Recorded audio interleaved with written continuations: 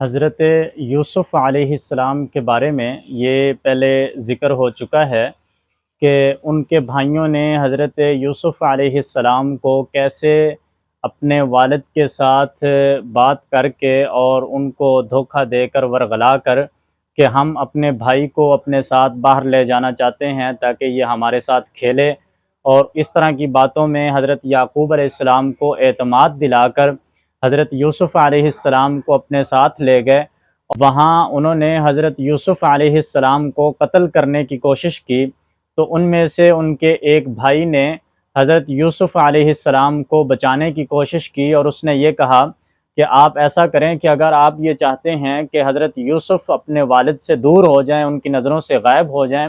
اور ان کے والد کی جو محبت ہے، جو توجہ ہے حضرت یوسف علیہ السلام کی طرف، وہ ساری آپ کی طرف ہو جائے، تو اس کا میں آپ کو ایک راستہ بتاتا ہوں، ایک تجویز دیتا ہوں۔ وہ یہ ہے کہ آپ حضرت یوسف علیہ السلام کو قتل نہ کریں، بلکہ حضرت یوسف علیہ السلام کو کسی کنویں میں ڈال دیں تاکہ وہاں سے گزرنے والے مسافر تاجر آ کر ان کو لے جائیں، تو ہماری جان بھی چھوٹ جائے گی، یوسف بھی چلا جائے گا، والد سے بھی دور ہو جائے گا، اور آپ کا کام ہو جائے گا، اور یوسف علیہ السلام کو قتل بھی نہیں کرنا پڑے گا، یعنی ان کے خون سے اپنے ہاتھ بھی آلودہ نہیں ہوں گے۔ تو یہ شیطان نے ان کے بھائیوں کو ایک راستہ دیا تھا، ایک پٹی پڑھائی تھی کہ انہوں نے حسد کی وجہ سے حضرت یوسف علیہ السلام کو ختم کرنے کی کوشش کی۔ تو جب انہوں نے حضرت یوسف علیہ السلام کو ان کے بھائیوں نے کنویں میں ڈال دیا، تو وہاں پر اللہ رب العزت نے حضرت یوسف علیہ السلام کو وحی کی اور حضرت یوسف علیہ السلام کو تسلی دی۔ آپ کے بھائیوں کو اس بارے میں علم نہیں ہے کہ اللہ تعالیٰ آپ کو کیا عطا کرنے والا ہے، اور کتنی عظمت، شان اور مرتبہ اللہ رب العزت آپ کو عطا کرنے والے ہیں۔ اور بعد میں ایسا ہی ہوا کہ مصر کے اندر اللہ رب العزت نے حضرت یوسف علیہ السلام کو ایک بڑا مرتبہ عطا کیا، دنیا کے اعتبار سے بھی انہیں حاکم بنایا وہاں پر، اور دین کے اعتبار سے، آخرت کے اعتبار سے بھی اللہ رب العزت نے ان کو نبوت والے عالی شان بڑے مرتبے سے نوازا۔ تو اسی طرح اللہ تعالیٰ نے جب حضرت یوسف علیہ السلام کو تسلی دی، اور کچھ وقت کے بعد وہاں سے ایک قافلہ گزرا، اور قافلے کے کچھ لوگ تھے جنہوں نے پانی کی تلاش میں کنواں دیکھا، تو اپنے ایک آدمی کو وہاں سے کنویں سے پانی لینے کے لیے بھیجا۔ جب وہ آدمی ان کا وہاں پہنچا تو اس نے اپنا ڈول پانی لینے کے لیے کنویں میں ڈالا، تو حضرت یوسف علیہ السلام جو کنویں میں موجود تھے وہ ڈول میں بیٹھ گئے، اور جب اس نے واپس کھینچا تو اس نے دیکھا کہ یہ ایک خوبصورت بچہ ہے اور بہت ہی عالیشان بچہ ہے۔ تو چونکہ وہ تاجر لوگ تھے، اور تاجر جس طرح کے حریص ہوتے ہیں، مال کے لالچی ہوتے ہیں، تو انہوں نے بھی یہی سوچا سوائے اس کے کہ ہم اس کو جا کے مصر میں بازار میں ایک غلام کے طور پر فروخت کریں گے اور ہمیں اس سے کچھ منافع حاصل ہوگا۔ جب ان تاجروں نے حضرت یوسف علیہ السلام کو وہاں پکڑ لیا اور اپنے ساتھ لے کر چلنے لگے، تو یوسف علیہ السلام کے بھائیوں نے دیکھا کہ تاجر حضرت یوسف علیہ السلام کو اپنے ساتھ لے کر جا رہے ہیں، تو جلدی سے وہ بھاگ کر ان تاجروں کے پاس، قافلے والوں کے پاس پہنچے، اور ان سے یہ کہنے لگے کہ یہ ہمارا غلام ہے، ہم سے بھاگا ہوا ہے، لہٰذا آپ اس کو ہمیں واپس کر دیں، یا ہم اس غلام کو، یہ بھگوڑا ہے، اس سے جان چھڑانا چاہتے ہیں، تو آپ ہم سے خرید لیں۔ ان تاجروں نے چند سکے حضرت یوسف علیہ السلام کے بھائیوں کو دیے، اور وہاں سے یوسف علیہ السلام کو اپنے ساتھ لے گئے۔ جب حضرت یوسف علیہ السلام کو مصر کے بازار میں انہوں نے فروخت کیا، یہ وہ وقت تھا کہ جب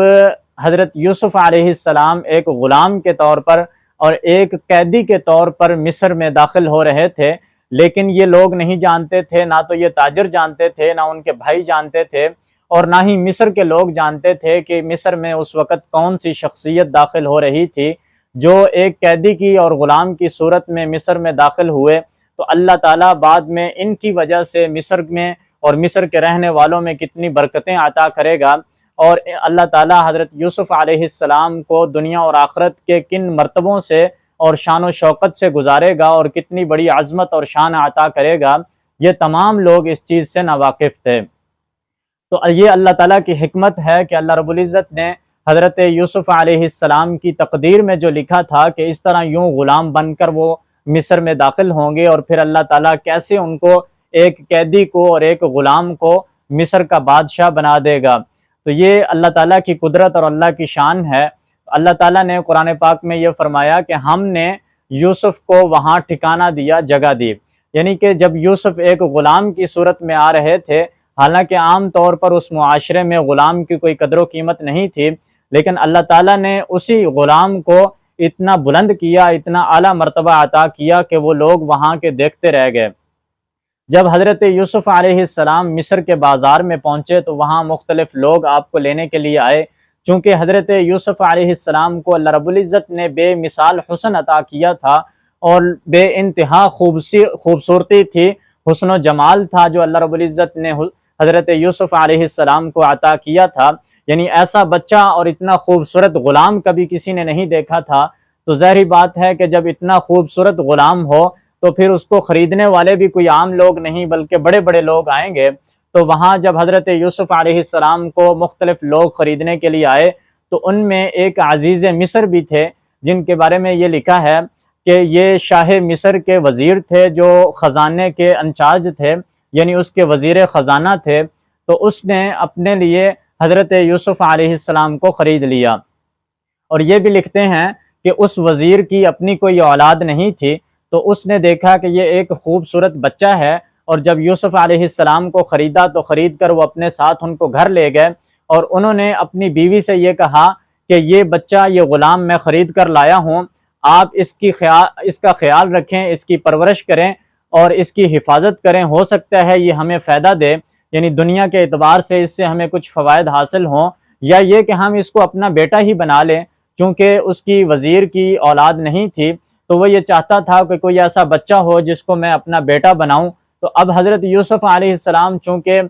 خوبصورت تھے، بڑے عالی شان تھے، ان کے چہرے سے ان کی عظمت اور شرافت نظر آتی تھی، تو اس نے یہ کہا کہ چلو اسی کو ہی ہم اپنا بیٹا شاید بنا لیں۔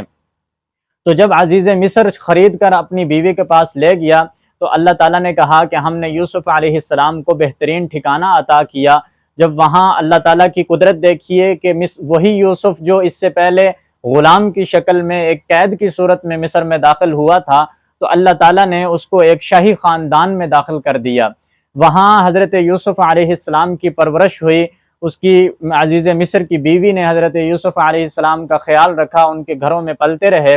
جب حضرت یوسف علیہ السلام جوان ہوئے تو چونکہ اللہ رب العزت نے حضرت یوسف علیہ السلام کو پہلے ہی بے انتہا حسن عطا کیا تھا اور اب جوانی کا اور شباب کا بھی عروج تھا، تو حضرت یوسف علیہ السلام کو دیکھ کر عزیز مصر کی جو بیوی تھی اس کے دل میں بدنیتی پیدا ہوئی، اور اس نے حضرت یوسف علیہ السلام کے ساتھ برائی کا ارادہ کیا، اور اس نے حضرت یوسف علیہ السلام کو کمروں میں بند کیا اور تمام دروازے بند کر دیے، اور اب خوبصورت لباس پہن کر زیب و زینت کر کے حضرت یوسف علیہ السلام کے سامنے آئی اور حضرت یوسف علیہ السلام کو برائی کی دعوت دی۔ جب اس نے یہ کام کیا تو اللہ تعالیٰ یہ فرماتے ہیں کہ یوسف علیہ السلام بھی شاید اس میں مبتلا ہو جاتے، یہاں تک کہ اگر اللہ کی برہان کو نہ دیکھتے، یعنی اللہ کی طرف سے ان کے پاس جو نشانی آئی، جب حضرت یوسف علیہ السلام نے اس کو دیکھا تو اس برائی سے حضرت یوسف علیہ السلام بچ گئے اور محفوظ رہے، اللہ تعالیٰ نے انہیں محفوظ رکھا۔ تو حضرت یوسف علیہ السلام چونکہ خود بھی نبی تھے اور نبیوں کی اولاد میں سے تھے، تو ایسا بہت بعید ہے کہ حضرت یوسف علیہ السلام کسی برائی میں مبتلا ہوتے۔ یوسف علیہ السلام نے پہلے ہی اس عورت سے کہا کہ مجھے اللہ تعالیٰ کا ڈر ہے، اور یہاں نبی بھی تھے، اور ہمارے نبی حضرت محمد صلی اللہ علیہ وسلم کی حدیث مبارکہ کے مطابق آپ ان متقی لوگوں میں بھی شامل ہیں، ان اولیاء میں بھی شامل ہیں جن کے بارے میں نبی کریم صلی اللہ علیہ وسلم نے ارشاد فرمایا کہ 7 لوگ ایسے ہیں جو قیامت کے دن اللہ کے عرش کے سائے کے نیچے ہوں گے۔ ان میں مختلف لوگوں کا تذکرہ کیا ہے نبی کریم صلی اللہ علیہ وسلم نے، جیسے جوانی میں عبادت کرنے والا اور جس کا مسجد میں دل زیادہ لگا رہتا ہے، اور صدقہ خیرات کرنے والا، اور مختلف ایسے 7 آدمیوں کے بارے میں ذکر کیا۔ تو ان میں سے ایک شخص وہ بھی ہے کہ نبی کریم صلی اللہ علیہ وسلم نے فرمایا کہ جس کو کوئی عالی شان حسب نسب والی خوبصورت حسین عورت اپنی طرف متوجہ کرے اور وہ یہ شخص کہے کہ مجھے اللہ کا ڈر ہے، مجھے اللہ کا خوف ہے کہ میں اس برائی کی طرف نہیں جاؤں گا، تو اللہ تعالیٰ قیامت کے دن اس کو اپنے عرش کے سائے کے نیچے جگہ دے گا، یعنی اللہ کے محبوب اور قریب بندوں میں سے یہ شخص بھی ہوگا۔ تو حضرت یوسف علیہ السلام بھی اس حدیث کے مطابق ان متقی لوگوں میں شامل ہو گئے، اور اس سے پہلے حضرت یوسف علیہ السلام بذات خود نبی بھی تھے، اور نبیوں کی اولاد میں سے تھے، تو آپ پہلے ہی بہت عالی شان تھے اور پہلے ہی بڑا تقویٰ تھا حضرت یوسف علیہ السلام کا۔ تو جب عزیز مصر کی بیوی نے حضرت یوسف علیہ السلام کو ورغلانے کی کوشش کی اور انہوں نے یہ کہا کہ مجھے اللہ کا ڈر ہے، اور وہ اس عورت سے بھاگنے لگے، اپنی جان بچا کر اپنے آپ کو محفوظ کرنے کے لیے وہاں سے بھاگے، اور اللہ تعالیٰ نے اللہ کی قدرت سے وہ جتنے بھی دروازے سامنے بند کیے تھے وہ کھلتے گئے، اور جب آخری دروازے پہ حضرت یوسف علیہ السلام پہنچے تو وہاں سے وہ عزیز مصر بھی سامنے کھڑا تھا، جس کی بیوی حضرت یوسف علیہ السلام کو اپنی طرف مائل کر رہی تھی اور پھر حضرت یوسف علیہ السلام کے پیچھے بھاگ رہی تھی ان کو پکڑنے کے لیے۔ تو بیوی نے پیچھے سے حضرت یوسف علیہ السلام کی قمیض کو پکڑا، جس سے حضرت یوسف علیہ السلام کا کرتا پھٹ گیا پیچھے کی طرف سے، اور سامنے جب دروازہ کھلا تو عزیز مصر دروازے پر تھا۔ تو اس مکار عورت نے بہت ہی جلدی کے ساتھ اپنے شوہر سے یہ کہا، عزیز مصر سے، کہ اس شخص کا کیا انجام ہوگا جو آپ کے گھر والوں کے ساتھ برائی کا ارادہ رکھتا ہے۔ یعنی وہ یہ کہنا چاہتی تھی کہ اس نے میرے ساتھ برائی کا ارادہ کیا، میرے ساتھ زیادتی کرنے کا ارادہ کیا ہے، اور میں اس سے ڈر کر بھاگ رہی تھی۔ لیکن جب حضرت یوسف علیہ السلام نے اس کو بتایا کہ میرا کوئی قصور نہیں ہے، اور اس آدمی نے لوگوں سے اس کے بارے میں پوچھا کہ آپ کیا کہتے ہیں، تو اسی عورت کے خاندان میں سے، یا بعض قول کے مطابق یہ ہے کہ بادشاہ کے خاندان کا ایک آدمی تھا یا اس قبیلے کا ایک آدمی تھا، جس نے یہ گواہی دی کہ یہ دیکھا جائے کہ اگر قمیض سامنے سے پھٹی ہے تو پھر قصوروار یوسف علیہ السلام ہیں، اور اگر قمیض پیچھے سے پھٹی ہے تو پھر قصوروار عزیز مصر کی بیوی ہے، اور حضرت یوسف علیہ السلام بے قصور ہیں۔ چونکہ سامنے سے پھٹی ہو تو ہم یہ اندازہ لگائیں گے کہ حضرت یوسف علیہ السلام اس کو پکڑنے کی کوشش کر رہے تھے، اور وہ جان چھڑانے کے لیے اپنے ہاتھ پاؤں مار رہی تھی، جس کی وجہ سے اس کا حضرت یوسف علیہ السلام کا کرتا سامنے سے پھٹا ہے۔ لیکن اگر کرتا پیچھے کی جانب سے پھٹا ہوا ہے تو پھر ہم یہ اندازہ لگاتے ہیں کہ حضرت یوسف علیہ السلام اس سے بچنے کے لیے بھاگ رہے تھے، اور اس مکار عورت نے پیچھے سے حضرت یوسف علیہ السلام کو پکڑا، جس کی وجہ سے ان کی قمیض پیچھے کی طرف سے پھٹ گئی۔ جب دیکھا گیا تو حضرت یوسف علیہ السلام کا جو کرتا تھا وہ پچھلی جانب سے پھٹا ہوا تھا۔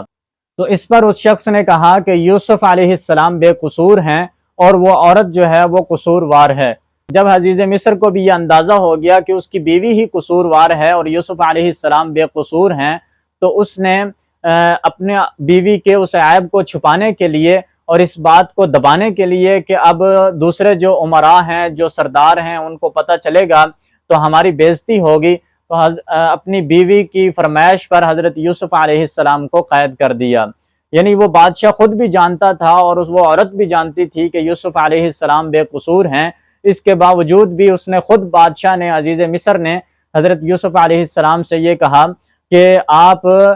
اس بات کو جانے دیں، اب اس کو چھوڑ دیں اور اس کا ذکر کسی کے سامنے نہ کریں۔ اور اس کی بھی اپنی بیوی کو اس نے یہ کہا کہ آپ قصوروار ہو اور آپ عورتیں بہت مکار ہوتی ہیں، لہٰذا اللہ تعالیٰ سے معافی مانگیے، استغفار کیجئے تاکہ اللہ تعالیٰ آپ کے گناہ کو معاف کر دے۔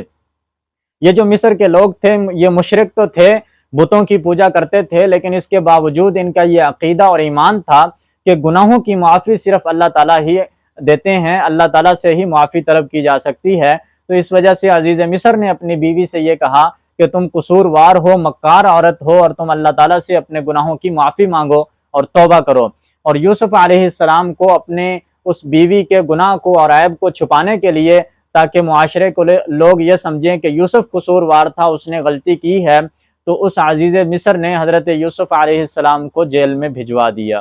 لیکن اللہ تعالیٰ جب اپنے بندے کی حفاظت کرتے ہیں، اپنے نیک بندوں کو گناہوں سے محفوظ رکھتے ہیں،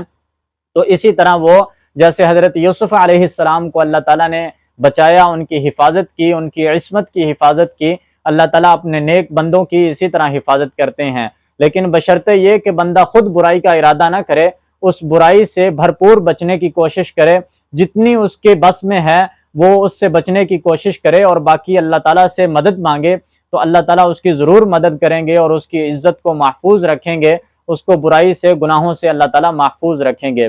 یہ جو آیا کہ قرآن پاک نے کہا کہ حضرت یوسف علیہ السلام کے پاس جب اللہ کی برہان آئی تو وہ اس برائی سے بچ گئے، تو یہ کیا چیز تھی؟ اس کے بارے میں ایک قول یہ ہے کہ حضرت یعقوب علیہ السلام کی تصویر حضرت یوسف علیہ السلام کے سامنے کی گئی تاکہ وہ دیکھیں کہ ان کے والد اور آبا و اجداد کتنی عظمت اور شان والے ہیں، اور انہیں اپنا وہ مرتبہ یاد رہے کہ وہ کوئی عام شخص نہیں ہے بلکہ نبیوں کے بیٹے ہیں، لہٰذا وہ اس برائی کا ارادہ نہ کریں تاکہ اس کے قریب نہ جائیں، کہیں پھسل نہ جائیں۔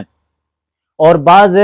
محدثین نے، مفسرین نے اس کے بارے میں دیگر اقوال بھی لکھے ہیں۔ بہرحال اصل مقصد یہ ہے کہ اللہ تعالیٰ نے حضرت یوسف علیہ السلام کو اس کے دجل اور فریب سے محفوظ کیا، اور دیکھیں کیسے اللہ تعالیٰ نے حضرت یوسف علیہ السلام کو عزت سے نوازا، عظمت اور شرافت سے نوازا، اور آپ کو بلند مرتبہ عطا کیا کہ ایک وقت یہ تھا کہ حضرت یوسف علیہ السلام کے بھائیوں نے ان سے جان چھڑانے کے لیے انہیں قتل کرنے کا ارادہ کیا اور انہیں کنویں میں ڈالا، اور پھر وہاں سے قافلے نے اٹھا کر مصر کے بازار میں غلام بنا کر ان کو بیچا فروخت کیا، اور وہی غلام بادشاہ کے گھر میں پرورش پاتا ہے ایک شہزادے کی طرح۔ تو یہ اللہ رب العزت نے آپ کو ایک بڑا مرتبہ عطا کیا تھا، اور اس کے بعد اللہ تعالیٰ نے آپ کو